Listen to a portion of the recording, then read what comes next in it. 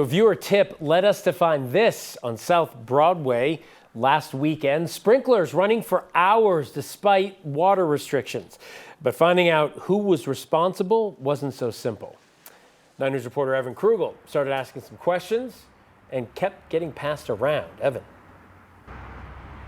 Yeah, Phil, it seems like such an easy question, right? Who's in charge of this median in the middle of a major road like Broadway? Well, it turns out that answer was a bit more complicated than you might think. This was the scene last weekend on South Broadway near Louisiana, where sprinklers in the median were left running for hours, pouring out hundreds of gallons of water at a time when restrictions are already in place. We first heard from a viewer who called us after getting nowhere with 311, asking a simple question: who's responsible for this? Turns out it's not a simple answer. We started with Denver Parks and Rec, who sent us to the Broadway Business District, which sent us to the Merchants Association, which sent us to the South Broadway Business Association, which sent us to the local maintenance district. And that's where we finally got an answer.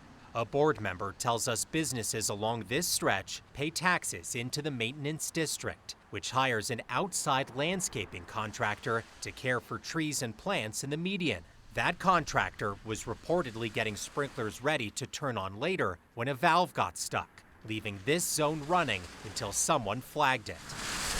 That board member says the issue has been fixed and shouldn't happen again, adding they're well aware of the need to conserve water and have paid the contractor to add mulch to tree beds this year to try and reduce water use.